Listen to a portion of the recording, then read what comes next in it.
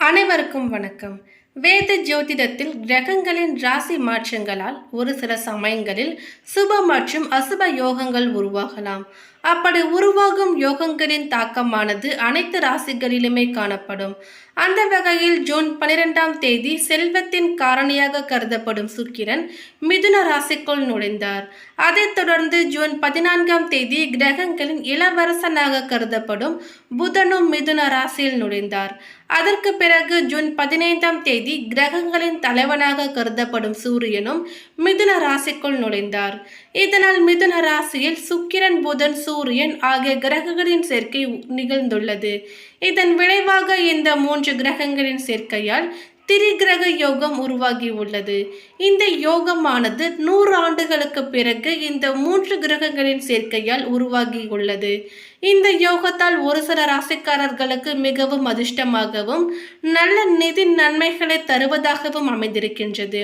இப்பொழுது மிதுன ராசியில் உருவாகியுள்ள இந்த திரிகிரக யோகத்தால் அதிர்ஷ்டம் பெறும் போகின்ற ராசிக்காரர்கள் யார் யார் என்பதை பற்றி தான் இந்த பதிவில் நம்ம இப்போ பார்த்து தெரிஞ்சுக்க போகிறோம். எனவே இந்த பதிவை பார்த்துட்டு இருக்கிறவங்க தொடர்ந்து கடைசி வரைக்கும் பாருங்கள். நீங்கள் இப்போ தான் நம்ம சேனலை ஃபர்ஸ்ட் டைமாக பார்க்குறீங்க அப்படின்னாலும் கண்டிப்பாக சப்ஸ்கிரைப் பண்ணிக்கோங்க. அப்படியே பக்கத்தில் இருக்கக்கூடிய நோட்டிஃபிகேஷனுக்கான பெல்லைக்கானையும் கிளிக் பண்ணிக்கோங்க.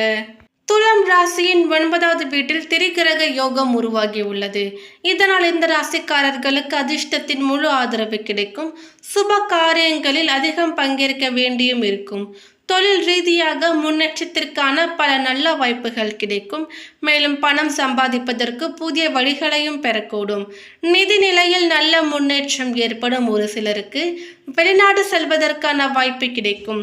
மாணவர்களுக்கு போட்டித் தேர்வுகளில் நல்ல மதிப்பெண்களை பெற்று வெற்றியும் பெறுவார்கள். தடுமாற்றம் சரியாகி சீரான பாதையில் செல்வீர்கள்.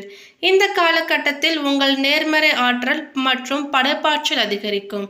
பணியிடத்தில் மூத்தவர்கள் உங்கள் பணிகளை பாராட்டுவார்கள்.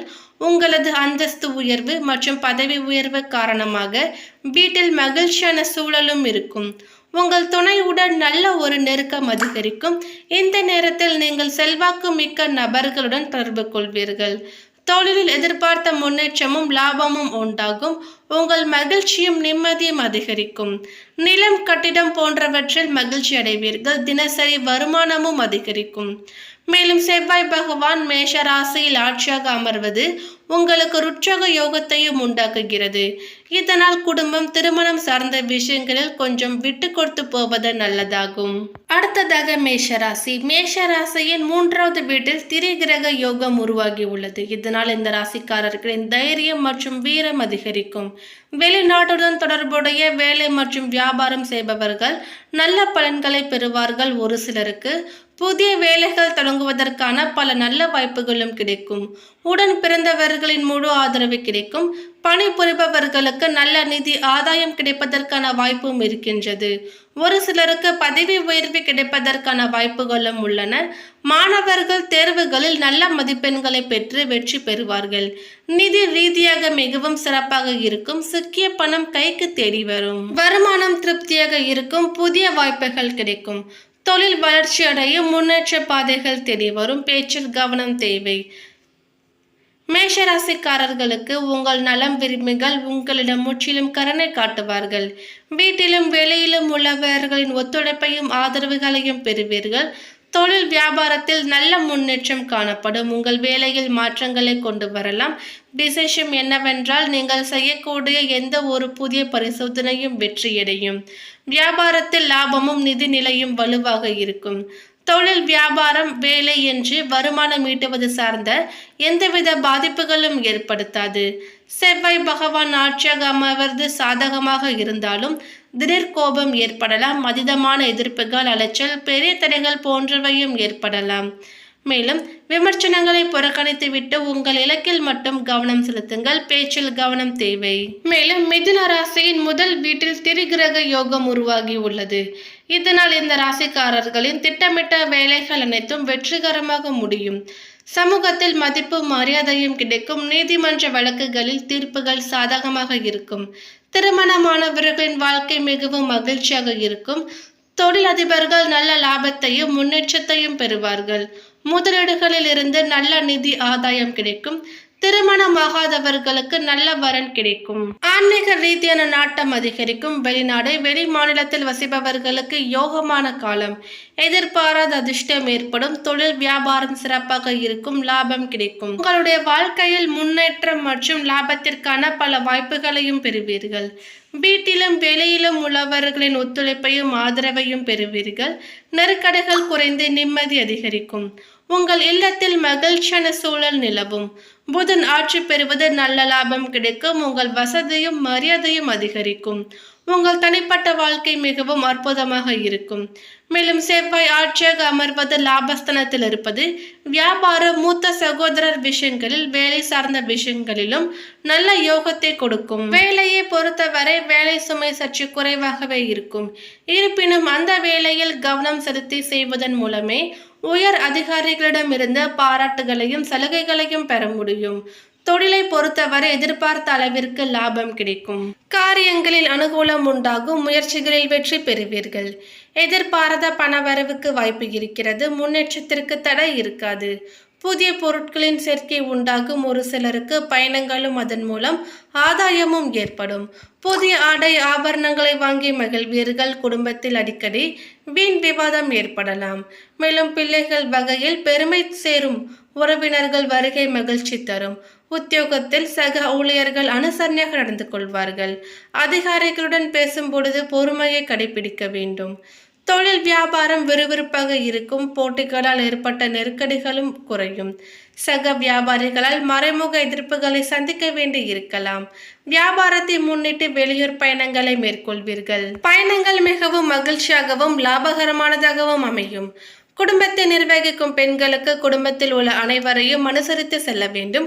குடும்பத்தில் உங்களுடைய மதிப்பு மரியாதையானது உயரும். அக்கம் பக்கத்தில் இருப்பவர்களின் ஒத்துழைப்பு மனதிற்கு உற்சாகத்தை கொடுக்கும். வேலைக்கு செல்லக்கூடிய பெண்களுக்கு தங்கள் அலுவலகத்தில் உள்ள பொறுப்புகளில் கவனமாக இருப்பது அவசியம். பதவி உயர்வு, சம்பள உயர்வு போன்றவற்றையும் பெறுவீர்கள். ஒருவரின் ஜாதகத்தில் ஏற்படும் கிரகநிலை மாற்றங்களை பொறுத்து அவரின் எதிர்காலம் கணிக்கப்படுகிறது. ஜோதிடத்தின்படி கிரக மாற்றத்திற்கும் யோகத்திற்கும் நெருங்கிய தொடர்பு இருப்பதாகவும் சொல்லப்படுகிறது. அந்த வகையில் ஒருவரின் ஜாதகத்தில் ஏற்படும் விபரீத ராஜயோகம் உருவாக்கினால் அவரை எவ்வளவு ஏழ்மையான நிலையில் இருந்தாலும் அவருக்கு எதிர்பாராத சூழ்நிலையில் செல்வ செழிப்பையும் அந்தஸ்தையும் திடீரென கொடுக்கும். யோகம் என்பது சமஸ்கிருதத்தில் இருந்து வந்த சொல். இதற்கு கிரகங்களின் சேர்க்கை அல்லது இணைவு என்று பொருள். பெரும்பாலானோர் இதனை அதிர்ஷ்டம் என்று கூறுகின்றனர். ஆனால் யோகமும் அதிர்ஷ்டமும் வேறு. யோகம் சில குறிப்பிட்ட கிரகங்கள் இணையும் பொழுது மட்டுமே ஏற்படும். ஒரு தனித்த கிரகம் ஒருவரின் வாழ்க்கையில் நல்ல அல்லது அசுர பலன்களை கொடுக்க முடியாது. ஒரு கிரகம் மற்ற கிரகத்துடன் சேரும் பொழுதுதான் சக்தி அதிகரித்து யோகம் ஏற்படுகிறது. அப்பொழுதுதான் திரிகிரக யோகம், புதாத்திய யோகம், நவ பஞ்சம ராஜயோகம், பஞ்ச மகா யோகம், அமிர்த யோகம், சித்த யோகம், சுபயோகம், ராஜயோகம், விபரீத யோகம், திரிகோண யோகம் என்று பல யோகங்கள் உருவாகின்றன. ராஜயோகம் என்பது ஒருவரின் ஜாதகத்தில் கிரகங்கள் நல்ல நிலையில் இருக்கும் பொழுது ஏற்படும் யோகம். விபரீதம் என்றால் முற்றிலும் எதிர்பாராத நிலையாகும்.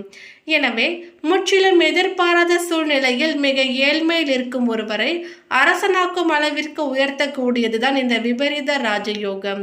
சுருக்கமாக கூறினால் எந்த விதமான கடின உழைப்பும் இல்லாமல் சுலபமாக அல்லது குறுக்கு வழியில் ஒருவருக்கு கிடைக்கக்கூடிய அந்தஸ்து அல்லது அரசு பதவியை விபரீத ராஜயோகம் என்று கூறுகின்றனர். ஜோதிட சாஸ்திரத்தில் 6, 8, 12 ஆகிய இடங்கள் பாவங்கள், மறைவு ஸ்தானமாகவும் சாதகமற்ற ஸ்தானங்களாகவும் கூறப்படுகிறது.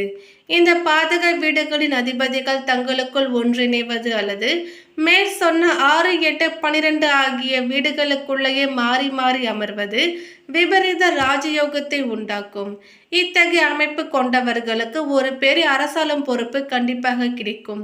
இருப்பினும் அந்த கிரகங்களுடன் ராகு, கேது, சனி போன்ற கிரகங்கள் இணைந்தால் அந்த யோகத்தை பங்கம் செய்யும். 3 கிரகங்கள் ஒரு கட்டத்தில் சேர்ந்திருப்பதற்கு திரிகிரக யோகம் என்ற பெயர்.